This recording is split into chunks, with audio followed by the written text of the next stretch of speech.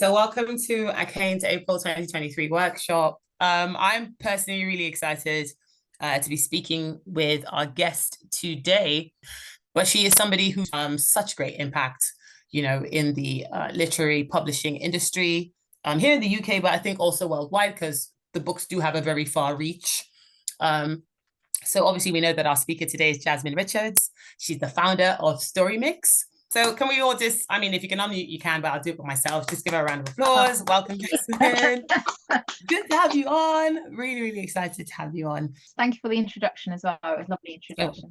I was going to tell you just a bit about my publishing career, just so you can sort of see some of the breadth of the stuff I've done. Mm-hmm. So there might be questions about specific parts of that journey. Yes. I sort of made the focus slightly more on illustrators, but really my bread and butter is working with writers. So if we want to talk about the writing side of things, we can 100% also talk about that. And actually sometimes they're sort of mirroring each other. Yes. Anyway. Yes. I think for the room we have, it is leaning more towards the authors. But I think especially because some of them, or a lot of them, do picture books. Working with illustrators can sometimes be a mistake. It can be a mistake. I think it all. So and then I'm going to leave lots of time for questions. Right. Let me try and share the screen now. And then if I can go from the beginning, and will you tell me what you can see? Can you see illustrating for children? Can you actually make a living? Yeah. So let's just call that illustrating and writing for children. Can you actually make a living? This is me wearing my jumper, read more books, because books for me are the golden ticket. They're the thing that took me from here, which is social housing in North London, on to lots of other wonderful and amazing things. And there's lots of data that shows that reading has more of an effect on your life chances, your outcomes, than whether or not your parents have gone to university, what type of school you go to. Basically, if you read for joy and for pleasure, you live longer, your mental health is better. Like, there's so many benefits. It's just like this rocket booster for your life chances. And I feel like I'm walking, living proof of that. So when I say I mean it, and I think, and we'll get into it, but I think one of my frustrations was, we had this data, this sort of scientific data that sort of speaks about how reading overcomes disadvantage, like embed societal disadvantage. And we also know that a child is more likely to pick up a book if they see someone who looks like them, or their mum and dad, or auntie or uncle. And I'm like, can we not see this massive elephant in the room, right? So anyway, grew up here in North London. This is sometime in the early 90s. And you can tell that because we're all wearing shell suits. And the other reason I always show this slide when I go into schools, because I want every child in there to know that writers aren't necessarily white. They aren't necessarily middle class or upper class. They come from all over the place. Writers come from everywhere, and illustrators come from everywhere. And also, I feel like in kids' books, we only ever get to see one type of childhood. And I had a wonderful childhood here, right? Like, you don't necessarily go in the elevator because it might get stuck because it's a bit rickety, but I had a really amazing childhood. All right, so I spent most of my childhood doing this. I was a complete bookworm. Before we'd go to family barbecues, my mum would have to frisk me for books, because otherwise I'd be in the corner reading about other children rather than playing with real life children. And my mum just she's like, what a strange child I have. But I think the thing about reading for me is it just always transported me to different places. And again, there's evidence to show that reading about an experience, if I'm reading about a pilot flying a plane, your brain internalizes that as you flying a plane. That's how powerful reading is. It lights up the same part of your brain as actually doing the thing when you read the thing. So that's just magic to my mind. Went here, so I went from social housing in North London to Oxford University. That was an adjustment, not gonna lie. One of the things that helped me traverse that was actually books, I suppose. Books, because you sort of build up empathy. You've already walked in many people's shoes. This picture right at the top, believe it or not, I've actually finished university at this point, and these are a group of kids who are doing their A levels, so are 16 or 17, and I ran something called the Oxford Access Scheme, which was all about getting Black and brown kids in inner city schools to apply to Oxford. So this is me running, I think it was a spring interview training session, and I did that for a year. And in my career, there's always been two strands. So there's been books and there's been access. Those are the two things that I'm really passionate about. Okay, so I left university where I did an English degree, and I went and worked in publishing. Now, luckily for me, publishing is a microcosm of Oxford, or Oxford is a microcosm of publishing. But either way, I already felt like I'd done the hard bit. So by the time I got to Penguin, which was my first job, and it was filled with people from Oxford and Cambridge, I'd already done all of that that stressing. I'm the only one who sounds like me. I'm the only one who looked like me. I've already done that at Oxford. So I was like, well, here I am. And I've actually got a Oxbridge degree just like you. And it kind of, I don't know, when I talk to people, because a lot of Black and brown people come into the industry and leave again, it can be quite elitist. And we sort of talk about why I stayed or how I managed to stay. And I think the fact that even though I didn't look like other people there or sound like them necessarily, my accent has rounded out a bit, but used to come from the ends and all that. I think actually going to Oxford is a massive part of why I could survive that place, because it is very white and it's very posh and it is very Oxbridge. It's changing. And like I said, I've worked in publishing for 18 years. In that 18 years, there's been massive shifts, but it's still quite an elitist setting in some ways. So anyway, I started my job at Penguin. I was on the graduate trainee program, which meant I got to spend time working for imprints like Hamish Hamilton, who were publishing people like Zadie Smith and Ben Ockery and amazing writers like that. But it was when I did my placement with Puffin and did a editorial role in Puffin that I knew I'd found my home, that I wanted to edit children's books. Now, unfortunately for me, Penguin didn't think I should be an editor. They said I was a bit too, I think the word they used was jolly, a bit too jolly to be an editor, and offered me a job in marketing or PR instead. And I said, well, I don't want to do that. I want to be an editor. They're like, well, there's not a job for you to be an editor. So I left. I took a massive pay cut. Luckily for me, I lived at home with my mum in London, so I could take a pay cut. She wasn't best pleased, but she wasn't going to kick me out or anything. I went and worked for a company called Working Partners. So you can see that logo here. And Working Partners of something called a packager. And packager is just a fancy way of saying you're a company where you come up with ideas in-house. Okay, so you might decide I'm going to do a fantasy quest series that will stretch over many, many books, and they'll visit different lands, and we'll work out who the characters are, what the world is, what the story arcs are. And then you'll plot the story for each book, and then you'll find a writer to breathe life into those stories. And it was my job at Working Partners that taught me how to plot. It was at Working Partners that I learned how to edit, because actually, if I stayed at Penguin, my first years would have really just been an admin job, right? But at Working Partners, I was hands, feet, everything. I was all in terms of creating story and editing story.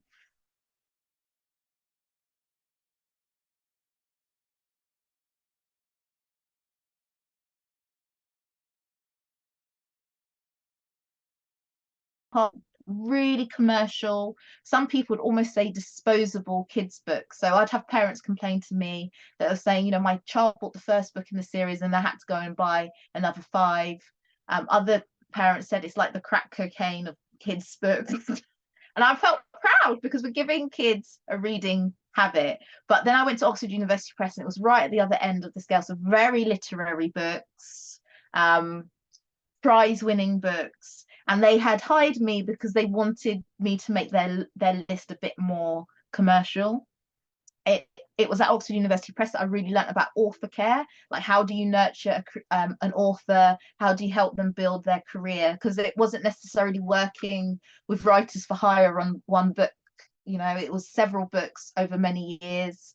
But eventually, because the list was losing money, they they asked me to set up my own IP development list. So IP is just a fancy way of saying intellectual property, and it's basically what I did at Working Partners. So coming up with ideas in house, finding the writers and illustrators to bring it to life, and doing really commercial fiction. So it's wherever I go and whatever I do, I always come back to this IP, this sort of ideating and coming up with really commercial series.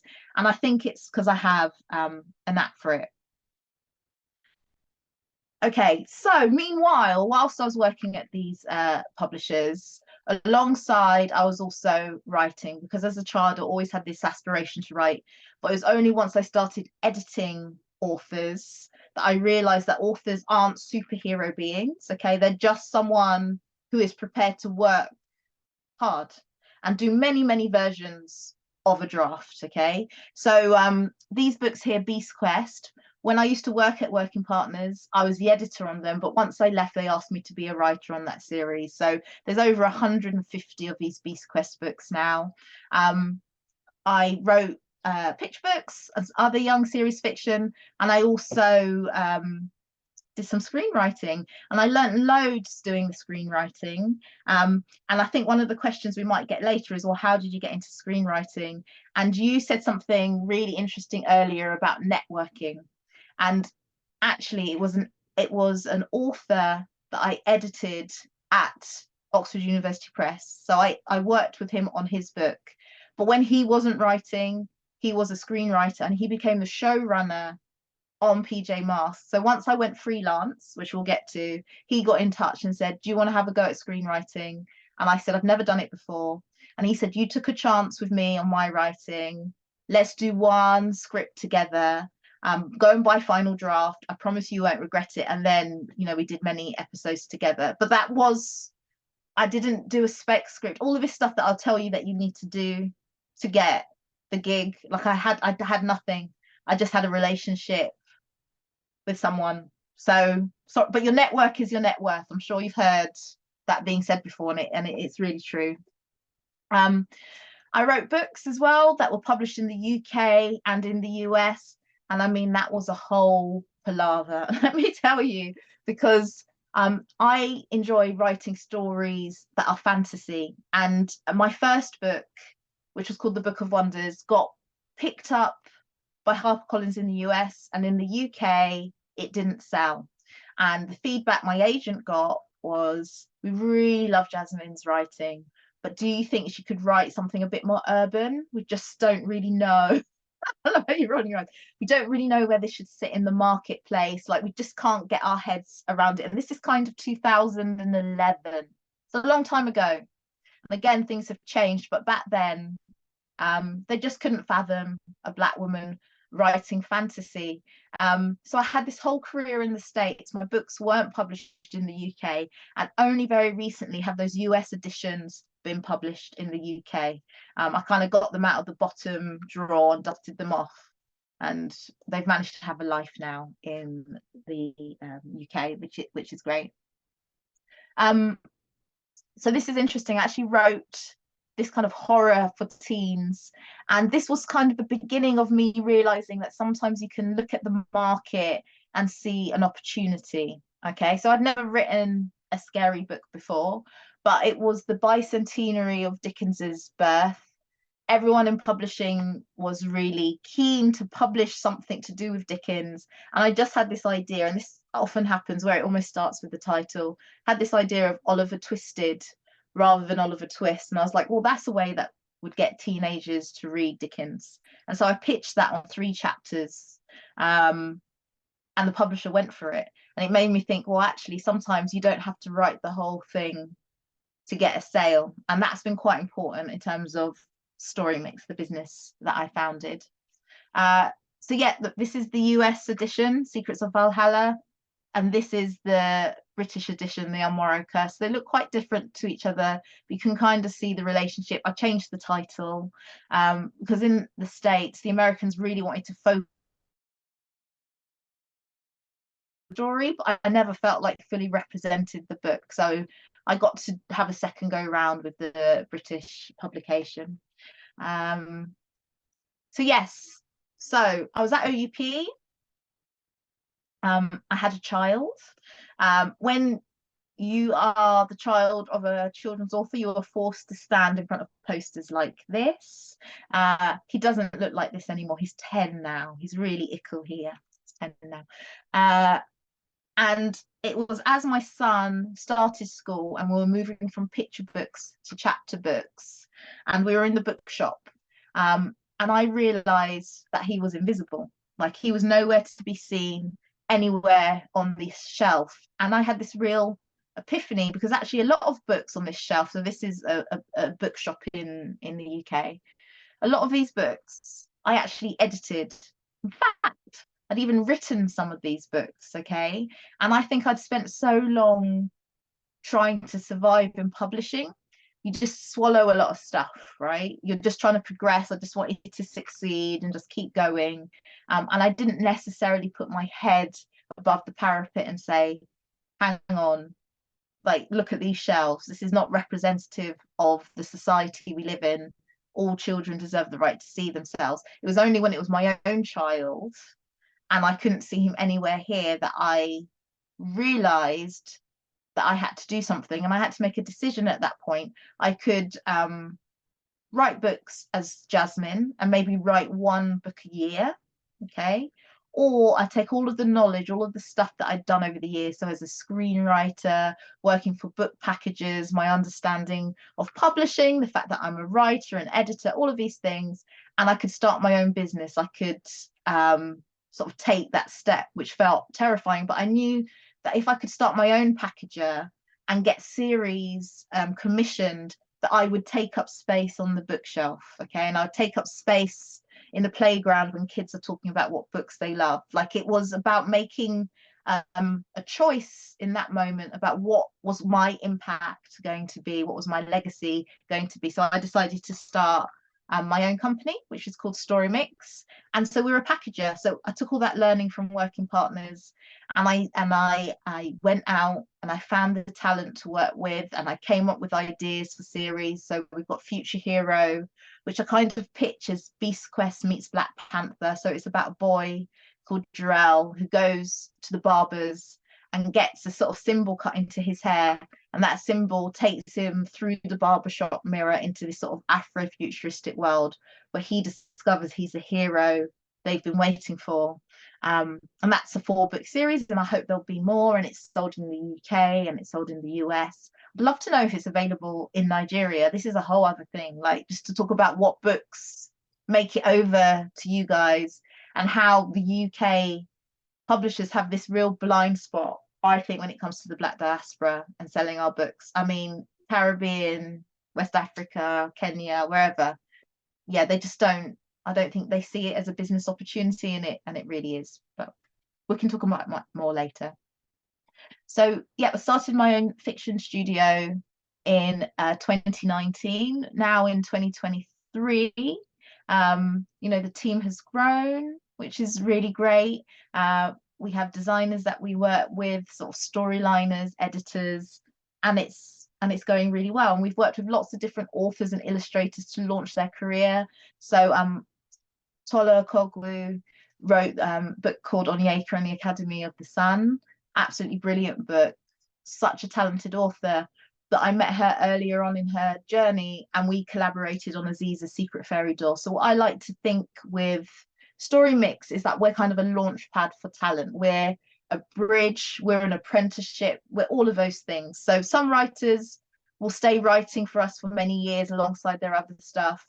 With Tola, if I went to her and I was like, hey, Macmillan want to do another 5 Aziza books, are you up for it? She might be a bit like, I'm a bit busy, babe. I've got my, incredibly well selling series that I've sold to Netflix. I've got some stuff on. So, it's different for different authors, but the whole idea is like a conduit for talent. That's what I see. That's what I see us doing. And then, yeah, this is just our mission statement. So we're a fiction studio.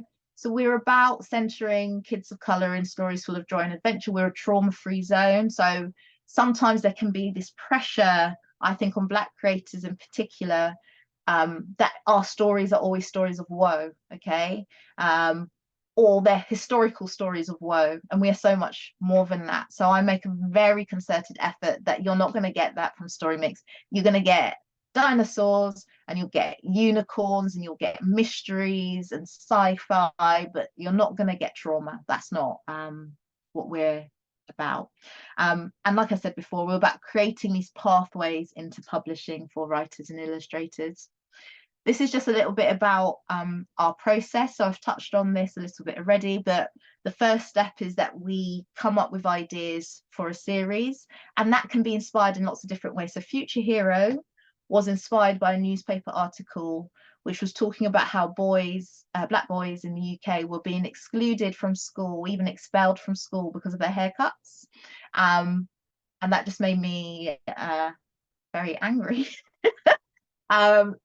And so sometimes I feel like our storytelling at Story Mix is our activism, right? So I said, I'm going to take that bit of pain, and instead I'm going to celebrate this young Black boy. I'm going to send to him in a story full of adventure where he is the hero. He is the hero they've been waiting for. And he's a really sweet kid as well. So I wanted to get away from this idea of certain ideals of masculinity, again, that are forced onto Black boys. He's really sensitive. He likes drawing and music, and he talks to animals, and he's just like a sweetheart, because we don't get to see it. So that's what we do. We come up with the ideas in-house, we storyline it, and then we go out and find talent.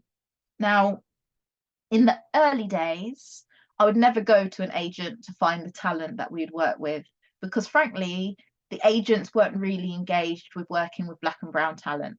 So I'd go to things like literary festivals that were aimed at Black and brown people. I ran lots of creative writing workshops for free, and that's how I found a lot of our writers. But nowadays, it's a bit more of a blend. Now agents are starting to approach Story Mix and saying, look, we've got this great writer, they've got a great voice, but maybe their concepts aren't hooky enough or high concept enough. Could it be a good pairing? So that's an interesting, but we still do a lot of outreach, like in terms of creative writing. I still find that to be a really effective way to find talent. Once we have found that talent and they've written to our storyline, the other part of the process is the editing. So instead of you going out and paying someone to do an editorial consultancy, with Story Mix, you get edited a lot, but you're being paid to do this writing job. So it's almost like you're being paid to go on a writing course. That's how I see it anyway. So you're sort of being held through this process. You're not being asked to do it alone.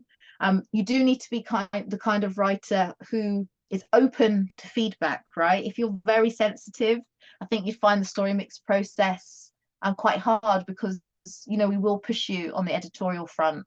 But by this point, we've sold the project, so that editing is being paid for by the publisher, because we sell based on a sample and our pitch deck and our storyline, and we only commission the whole thing once we've got a sale. Yeah, and these are just some of our customers. So we've sold to all the big ones. So HarperCollins, Macmillan, Penguin, Bloomsbury. This is now 11 series today. Actually, we've sold, because I just sold one at London Book Fair, which was super exciting. And then this is our community. So what's really lovely to see now is we have people out there who are our advocates, who are letting people know about the kind of books that we make, and it's so lovely to see things have a life of their own, really. Very powerful and very special. And these are some of the fantastic creators that we've worked with. So we've got writers and illustrators here. Right, so that was a bit about me, and I know I was speaking really quickly, sorry. But one of the things I thought might be useful to talk about, and what I'll do is I'll show the examples of the type of work you can get in the UK anyway, as an illustrator, and maybe talk about the mirror image in terms of the writing part of it as well. Yeah, works well. So yeah, there are just some illustrators, their whole bread and butter is covers. I've taken two examples here, because these are sort of very common covers that you see at the moment. So this cover, Raybearer, I don't know what is going on in the UK. We're having a real moment for this quite beautifully wrought. Can you see how there's actually a face inside of the cover? Like really Yeah, clever. You have to look kind of twice for it. it's And really a lot of intricate. beautiful covers here that actually I think are very sophisticated. And I think a few years ago you wouldn't have seen in the children fiction space. This is YA, but even so, you're seeing it even for middle grade. So middle grade is those books for 9 to 12-year-olds, like Mm. quite a sophisticated palette. So when you're thinking about your portfolios and the kinds of things that you're showing, this is definitely, there's a fashion for this kind of cover. And then I think the other fashion is just being able to draw. I know this sounds so, it's going to sound so basic, but faces, right? Just faces that look like children and are just really appealing to look at, rather than a more stylistic type of face. Like actually, that seems to be a bit of a trend at the moment. Wow. So in your portfolio, being able to show, like depending what type of artist you are, one or the other, I think would probably be quite helpful. Now, I have done a lot of this type of writing. So as a writer, I think this is a great way to cut your teeth on books, like being paid to do writing and get better, because I think writing and illustrating is like a muscle. The more you do it, the stronger it gets. So sort of working on these reading scheme books are quite a good way of building your sort of credits, if you like. What I notice on the readers, that it tends to be illustrators as well that are up and coming. So I think that's quite an interesting opportunity, whether you're a writer or an illustrator. I think that's something to look into. Even though it might not feel as glamorous as a big YA novel or a middle grade novel, it's steady work, it's good work, I think. Illustrating Oh, beautiful. non-fiction. So non-fiction is certainly having a bit of a moment. I think it was kicked off with Rebel Story for Girls. There was one point when non-fiction just didn't sell at all, but is now a huge part of the market. So sort of thinking, again, when it comes to your portfolios, whether writing or illustration, sort of show that style when it comes to non-fiction, because that might be your foot in, that might be your way in. Mm. Okay, and you could work with a packager. You could work with a packager like Storymix. I did originally have other packages on there, and I can tell you what some of them were, but I was like, why am I giving them airspace? I'm just going to talk about myself. But you can work with packages, and again, this whole sort of metaphor about it being a muscle is important. Like working, I think working is the key thing. You get better, right? So just showing you a little spread from one of our books. So this is actually from an illustrator that I found on Instagram. I followed her for a while. It was during lockdown. She's a young woman who lived at home with her mum, and her mum let her like doodle all over her kitchen wall, and she sort of built it up over many weeks, and it was absolutely stunning. And I just slipped into her DMs. I said, I just really like your artwork style. Have you ever thought about illustrating for children? She's like, oh yes, actually I have. And we just started talking. And this is a series, it's called Destiny Inc. It's about a little girl who loves drawing, and actually her drawings kind of become real. And this is a 4-book series that I've sold to Nosy Crow, and she's the writer and illustrator on that series. That's coming in 2024. You guys might know more about this organization than me, but I thought it was quite interesting that they are based in Nigeria. So they're a studio, they're an illustration and animation studio. It's the doing, it's the working that's gonna make you sort of better. So maybe worth checking them out. And illustrating or animating for screen, I know, so much easier said than done. But even though PJ Masks was done through a contact, someone that I knew already, writing on Jojo and Gran Gran didn't. So during the pandemic, because I didn't have enough to do with homeschooling my children and trying to run a business, I joined something called Screen Skills. And it was while I was at one of those events that I spoke to the producer of Jojo and Gran Gran, and he then invited me to come to a writer's day, where you were just brainstorming ideas for the series. And then it was from that I got an opportunity to write on the series. So that was just, it was a charity that's run by the UK about getting people from all kinds of backgrounds into writing for TV. So I don't know if there's similar organizations in Nigeria. I don't know if it's possible to join organizations like BBC Writers Room or Screen Skills, which are UK based, whether you live elsewhere, but kind of tapping into some of those networks might be interesting, and you never know who you get to meet. And this was all, again, was during the pandemic, so it was just on a Zoom call. And I don't know if you remember when you get sort of pulled out of one Zoom call and put in another, and it was sort of like speed dating. And I just ended up speaking to this producer at Jojo and Gran Gran, and it kind of went from there. Okay, so current trends in illustration. So this thing, I don't even know what you'd call it, this style. And people who are illustrators might have better language than me, but this is so popular at the moment. There's definitely like a cutesy thing going on, and you see it with unicorns, and you see it with kittens and puppies, and like it's very saccharine, okay? And you can see the color really pops, but really you need to be able to deliver in black and white. Like, you know, the cover might be what draws your attention first of all, but I think actually it's the delivering in black and white that's really important. And I don't know whether you're a writer or an illustrator, being able to turn your hand to this kind of thing, it's so popular, might be a good foot in the door. This is one of our series as well. And I kind of call this a kind, it's sort of slightly, I don't know if you've ever watched a show called Gravity Falls. It kind of feels like Cartoon Networky. It could almost be an animated show, but it's a book. And this we didn't used to see this in kids' book. This would have felt too cartoony.